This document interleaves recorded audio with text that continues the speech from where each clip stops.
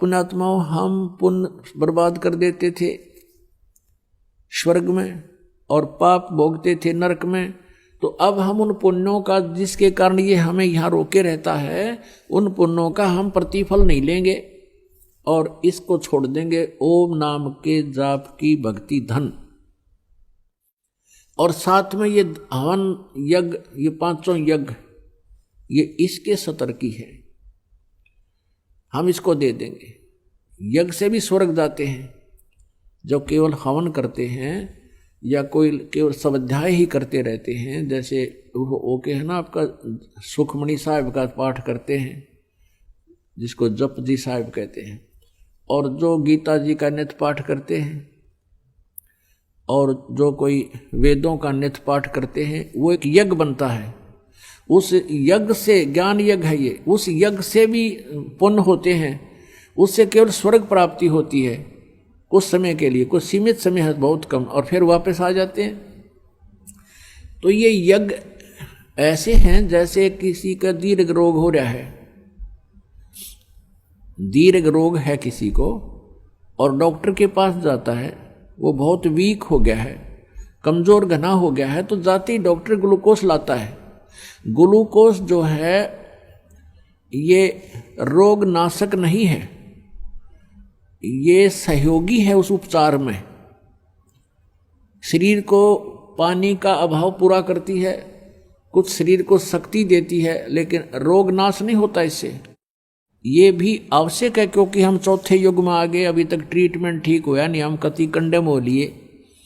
तो यहाँ अब पांचों यज्ञ ये ट्रीटमेंट करना अनिवार्य है आपका।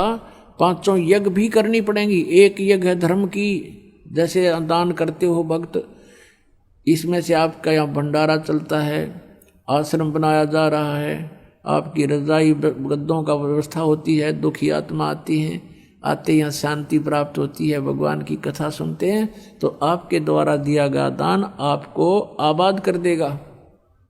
ये स्थान है वो दान करने का। और एक जगह धर्म की, दूसरी जगह ध्यान, परमात्मा का जो याद बनी रहना, उसकी भूल ना पड़े, उसकी रह रह कर याद आवे, दिस इज मेडिटेशन। वो हठ योग मेडिटेशन नहीं बख्शंतों का, ये सहज समाध है, सहज ध्यान है, ये इसको ध्यान बोलते हैं। तीसरी जगह हवन की, यहाँ पर देसी घी की जोत जलाई जाती हैं, ये हवन यज्ञ होता है। और चौथी यज्ञ प्रणाम, जैसे आप दंडवत प्रणाम करते हो, ये भी एक यज्ञ बनता है। और पांचवी यज्ञ है ज्ञान की, स्वाध्याय करना, सत्संग श्रवण करना, ये ज्ञान यज्ञ है। तो जैसे ये ज्ञान यज्ञ करते रहे उसका भी लाभ है, लेकिन जब तक ये नाम नहीं होगा, ये तो ग्लूकोज है। ये पांचों यज्ञ समझो, ये ग्लूकोज है और केवल सपोर्ट शरीर को देने के लिए, रोग नाशक नहीं है। इसके लिए ये मंत्र, जो मंत्र हैं, ये रोग नाशक है और इनके बिना कोई लाभ नहीं। तो ये पांचों यज्ञ और साथ में ये मंत्र ओम, ये हम ब्रह्म को दे देंगे, इसको छोड़ देंगे, इसका प्रतिफल हम नहीं लेंगे। और जो प्रथम मंत्र आपको दिया जाता है उसकी, और साथ में ये यज्ञों का, हमने जितनी आवश्यकता होती है परमात्मा हमें यहाँ उन समय से देते रहते हैं। हमारे बहुत, जब हम मर्यादा में रहेंगे, ये सत्साधना करेंगे, तो परमात्मा ही हमारे सब भक्ति की रक्षा करता है। योग अक्षेम यानी भक्ति की रक्षा वही करता है, हर तरह से सुचारू रखता है, हमें व्यर्थ धन नहीं करने देगा। हम बेमतलब की डिमांड करेंगे, ये बना लें, वो बना लें, ये कर लें, अगर वो भक्ति चाहता है तो ये बकवास छोड़नी पड़ेगी, भगवान पर आश्रित होना पड़ेगा। जो परमात्मा दे करे वही ठीक होगा, हमारे हित में होगा। जैसे आप जी हॉस्पिटल में पहुंच गए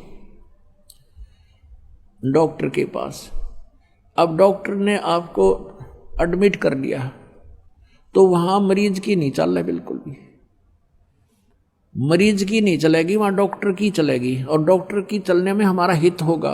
आप चाहते हो कि मैं थोड़ी सी चीनी खा लूँ, डॉक्टर कहता आपको शुगर ज़्यादा है, ये नहीं टच करना, और आप फिर भी खाते हो तो मरो। आपको बीपी हाई हो गया और आपको मना किया है कि नमक नहीं खाना, घी नहीं प्रयोग करना, और आपकी फिर भी इच्छा है कि घी खा लूँ, तो डॉक्टर तो अलाउड करे नहीं, और फिर भी तुम खावा तो मर भाई। तो ऐसे ही यहाँ आप प्रथम बार तो जो प्राणी आते हैं वो दुखी आते हैं कि हमें तो संकट का निवारण हो, हमारे दुख दूर हो, हम धनी हो जाएं। तो ये तो आप पल्ला गांठ लगा लो, ये तो होंगे ही होंगे। आपका संकट भी दूर होगा, आप धनी भी हो जाओगे, क्योंकि ये प्रोसीजर अकॉर्डिंग टू द शास्त्र है। ये शास्त्र अनुकूल साधना, भगवान का विधान है कि इससे तो लाभ होगा ही होगा आपको। लेकिन केवल ये ज्ञान इसलिए दिया जाता है आप इन्हीं तक सीमित ना रहना। आज एक संकट निवारण हो गया आपका और आप चले गए, ठीक हो गया, हमें राहत होगी, हमें क्या आवश्यकता वजह नहीं, और फिर 20 और आ जाएंगे कर्म के पता नहीं कितने, फिर उनको कौन खत्म करेगा। तो यहाँ आपके जीवन में आने वाले प्रारब्ध के अंदर भी जो कांटे पाप कर्मों के हैं वो भी इन एडवांस खत्म किए जाएंगे, और आपको जो आवश्यक वस्तु होंगी वही दी जाएगी, और आप बेमतलब की वस्तु मांगोगे भगवान नहीं देगा, जो आपके इस उपचार में बाधक होगी।